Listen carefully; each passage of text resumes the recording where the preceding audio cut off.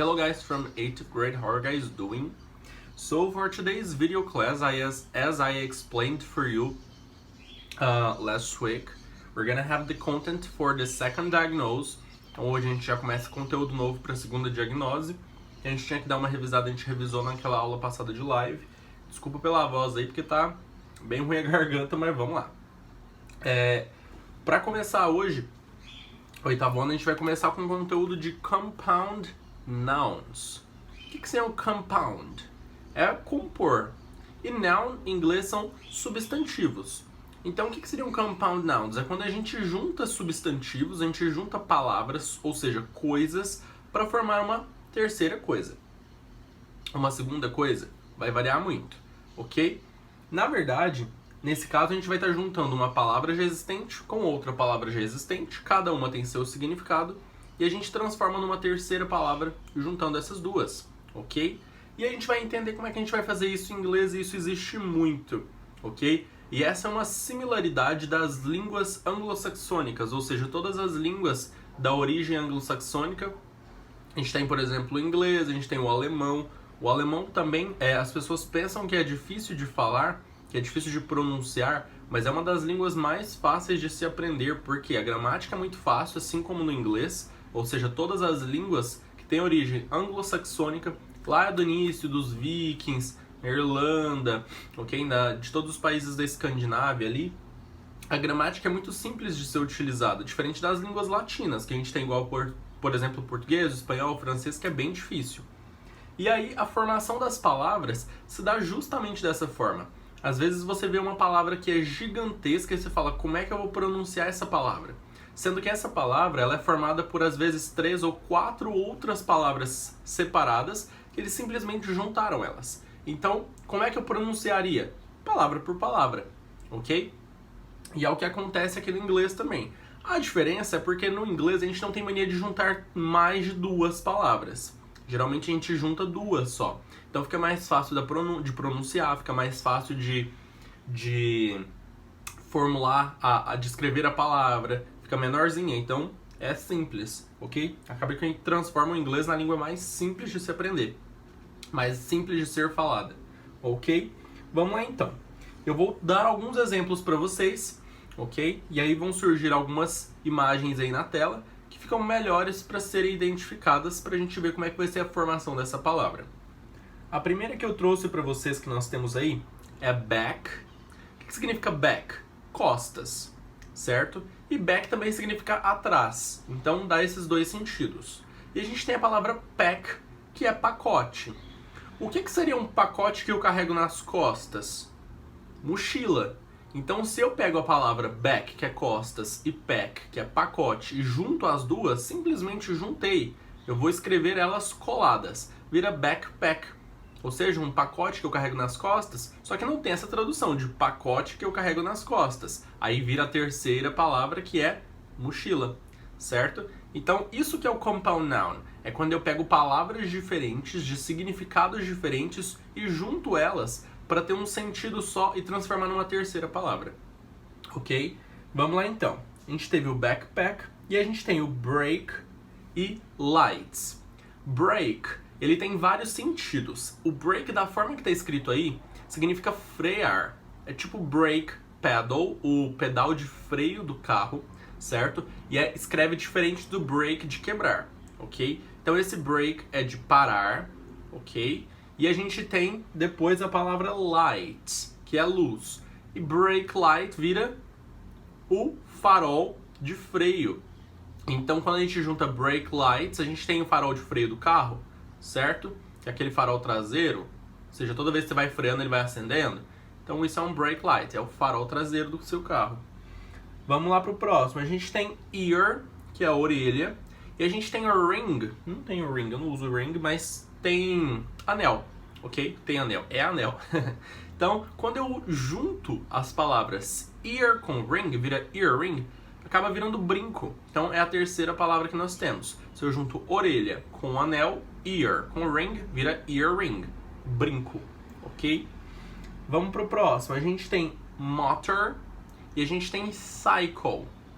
Então, já pela junção já dá para entender que vai virar motorcycle, ou seja, motocicleta. Então a gente tem cycle, que é ciclo, ok?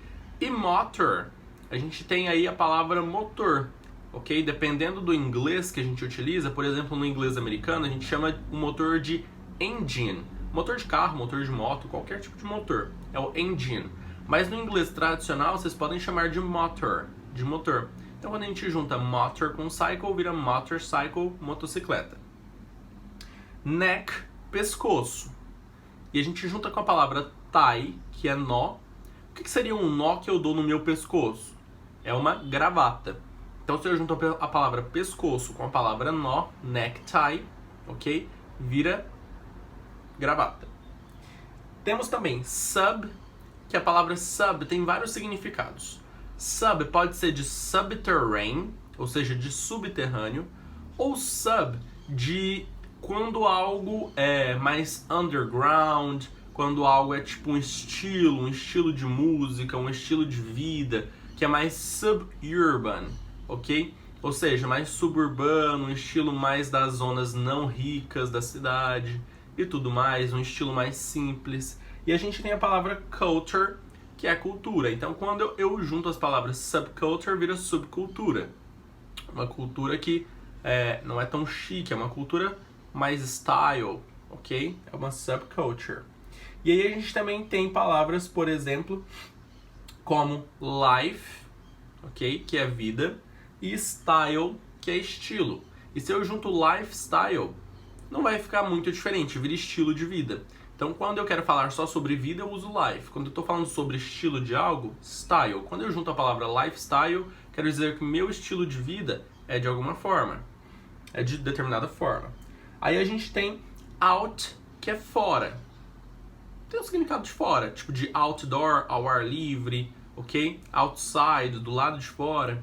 E a gente tem fit, que fit significa caber, certo? Então, quando eu quero fazer, por exemplo, essa caneta, não dá nem pra ver direito, né? Essa caneta caber dentro do meu pencil case, do meu estojo, eu tô tentando fit the pen into my pencil case. Então eu tô tentando fazer caber essa caneta dentro do meu pencil case. Ou quando eu falo que alguém não consegue se identificar na sociedade, se encaixar na sociedade, a gente usa que a pessoa não consegue fit in the society. A pessoa não consegue se encaixar, fit.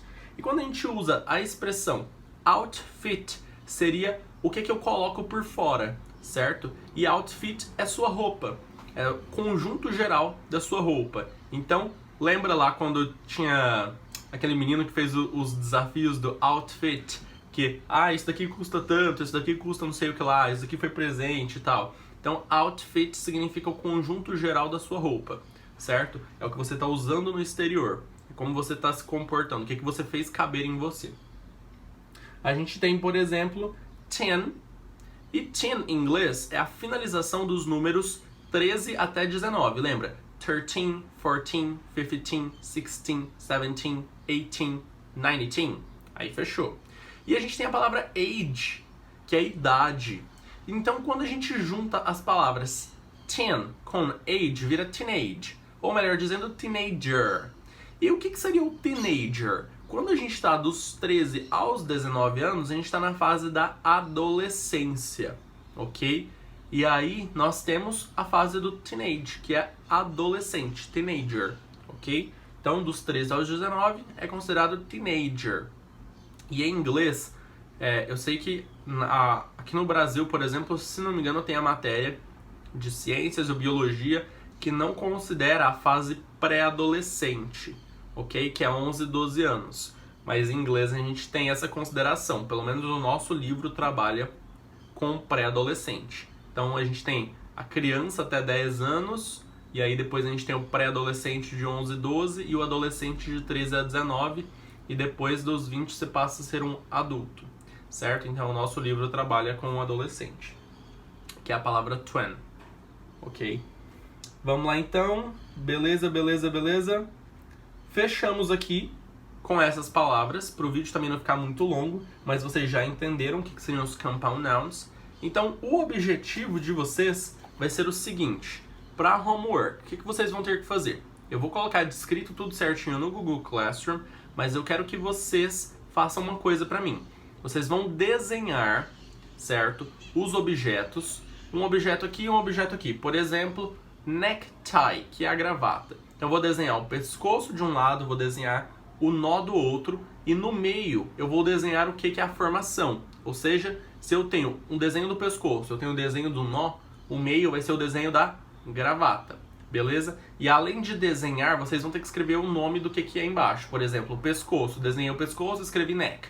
Desenhei o nó, escrevi tie. E aí eu vou desenhar a gravata em si ali e vou escrever necktie, que é o resultado final. Então é isso que eu quero que vocês façam de homework, beleza? Então vocês vão fazer esse desenho e eu quero 10 compound nouns diferentes. Eu quero que vocês façam isso com 10 junções diferentes. Professor, eu posso usar essas daí que você mencionou? Até pode se você não encontrar outras no Google, o que é muito difícil. Então digita lá no Google Compound Nouns in English ou Compound Nouns em inglês, que vai ser uma lista infinita para vocês. Vocês vão ter outras oportunidades de conhecer outras palavras diferentes, outros compound nouns diferentes, ok? Então eu aconselho que vocês busquem outros e não utilizem esses, porque isso aqui já está muito fácil. E aí vocês podem explorar bem mais. Então busquem por 10 compound nouns diferentes, façam os desenhos da forma que eu falei e depois vocês vão escrever os nomes. Ok, guys? Thanks ever so much. Bye bye.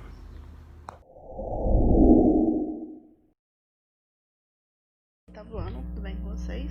Aqui é a Iris. A gente vai ver a nossa segunda aula de OPE desse nosso quarto bimestre.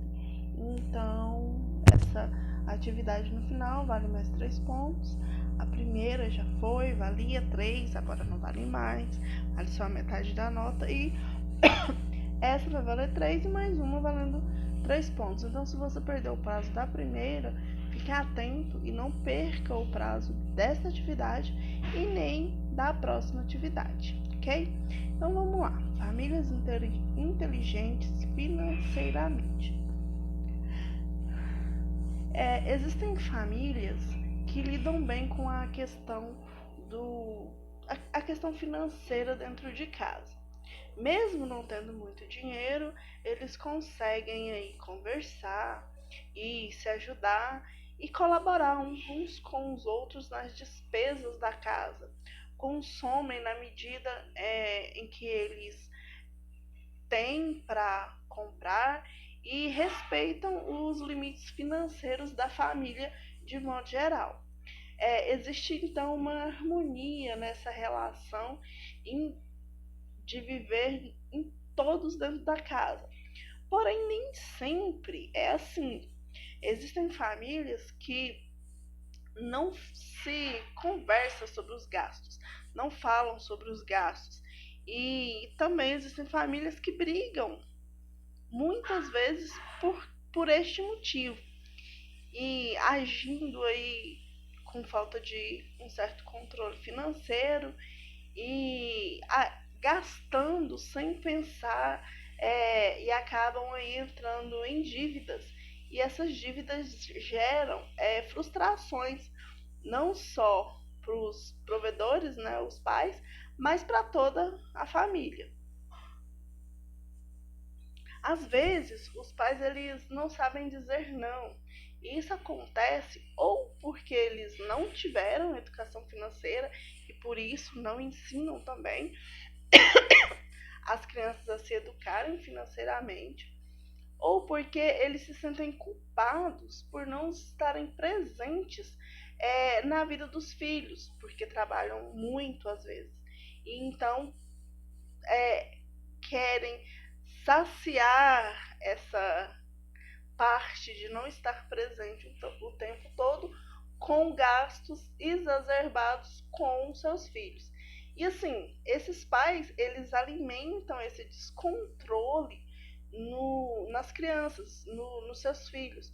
Porque existem filhos que compram sem se preocupar se os pais têm ou não recursos para poder pagar aquela mercadoria. Ou existem crianças também que fazem um verdadeiro show se não conseguem aquilo que eles pedem, se não conseguem consumir ou um brinquedo, ou um jogo, ou uma roupa de uma determinada marca, um sapato de uma determinada marca, sem pensar muitas vezes que ele não tem esses produtos porque os pais não têm condições de dar naquele momento,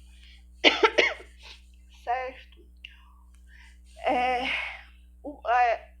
essa falta de controle a gente chama de consumismo. E esse consumismo, lógico, gera prejuízos. E essa mentalidade consumista indica uma mentalidade imatura, porque a pessoa ela só se satisfaz quando ela consome, e isso não é maturidade. Por quê? No momento em que você consome alguma coisa, que você compra um determinado objeto, óbvio que você vai se sentir bem e satisfeito, mas é uma satisfação momentânea, não é uma satisfação que vai durar por muito tempo. E com isso, para se sentir satisfeita novamente, a pessoa tem que comprar novamente, e gerando aí um ciclo vicioso. Além disso, o consumista ele não desenvolveu o hábito de se sentir bem com ele mesmo, com o que ele pode ter ou com o que cabe dentro do orçamento dele. Ele tem essa imagem de que se ele não conseguir determinado objeto, ele não vai ser um ser bem visto na sociedade, o que não é uma realidade. Por exemplo, nesse sentido, existe aí um celular que acabou de sair no mercado. Você quer esse celular, mas seu pai não tem condições de te dar esse celular. Mas tem condições de te dar um celular que saiu anterior ao topíssimo. E a pessoa simplesmente não aceita o inferior ao topíssimo. E se sente menosprezado por não conseguir consumir o melhor celular. O que não é verdade. A sociedade, ela vai te olhar, ela vai te ver, independente do tipo de celular que você tem. Até porque nessa questão de celular, um celular top hoje, daqui a 6 meses, 8 meses, já não é mais o celular que está no topo. Então, é um consumo inconsciente e um gasto inconsciente do seu dinheiro, e muitas vezes inconsistente com a sua realidade. Por quê? Mesmo algumas pessoas estando endividadas, elas fazem de tudo para manter uma certa aparência, ainda que elas tenham que pagar juros bastante altos para os bancos ou para as prestadoras de serviço, porque nesse sentido ainda de celular, você não precisa de pegar um dinheiro emprestado no banco para comprar um celular. Você financia o celular na própria loja. Porém, um celular que custaria R$ 1.500, se você pagar ele à vista, você pagar ele parcelado, ele vai ficar aí por R$ 1.700, R$ 1.800. Mas assim, não importa, porque o que importa é eu ter esse celular de R$ 1.500. E R$ 1.500, na verdade, é um valor bem baixo que eu tô colocando, né? Porque existem celulares aí bem mais caros no mercado, e quanto mais caro é o produto, mais juros em cima dele ele vai adquirir. Também tem a questão do desperdício de algumas oportunidades, porque se você não tem uma boa programação das suas compras e do que você vai comprar, você costuma não ficar atento aos descontos que você pode ter.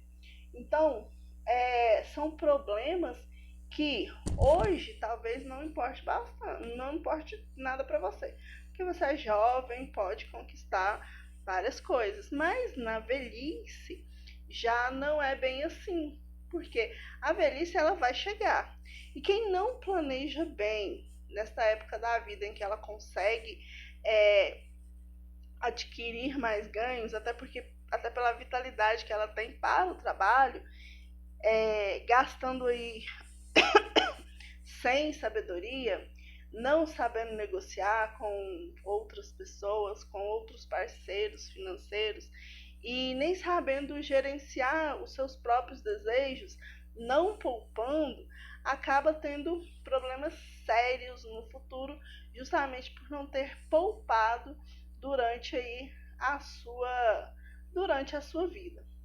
Pessoas inteligentes financeiramente se preocupam com as coisas essenciais, que às vezes outras pessoas consideram apenas alguns detalhes. Elas pensam antes de comprar e consomem com sabedoria. Alguns hábitos podem fazer toda a diferença na formação de um lar onde todas as pessoas são comprometidas com esse laço financeiro. Até porque é uma questão de respeito para não agredir as pessoas que estão juntos com vocês.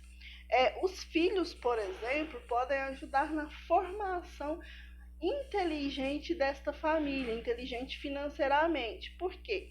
No geral, os filhos eles têm mais tempo do que os pais, por exemplo, para fazer pesquisas de preço.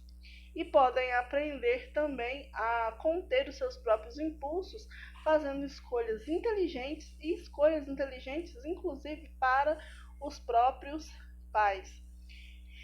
Então, galera, vamos à nossa atividade. A atividade está lá na página 64 e na página 65. Na página 64, vamos ver como está a sua maturidade financeira. Pessoas maduras pensam antes de adquirir coisas e se esforçam para reconhecer as consequências de seus atos. Elas não têm medo de dizer o que pensam e não se tornam escravas das marcas ou da opinião alheia. Assinale qual dessas atitudes você teve nos últimos 2 meses e verifique o seu grau de maturidade financeira. Leia os itens a seguir e reflita, e dê uma nota para si mesmo de acordo com os critérios. Olha só, aqui tem a letra da letra A, a letra J, onde você vai pontuar como 0, não, este realmente não sou eu. 1 ponto, eu sou assim, mas apenas algumas vezes. 2 pontos, não, sou assim a maior parte do tempo. E 3 pontos, definitivamente este sou eu. Aí eu vou ler só a primeira aqui para que vocês compreendam.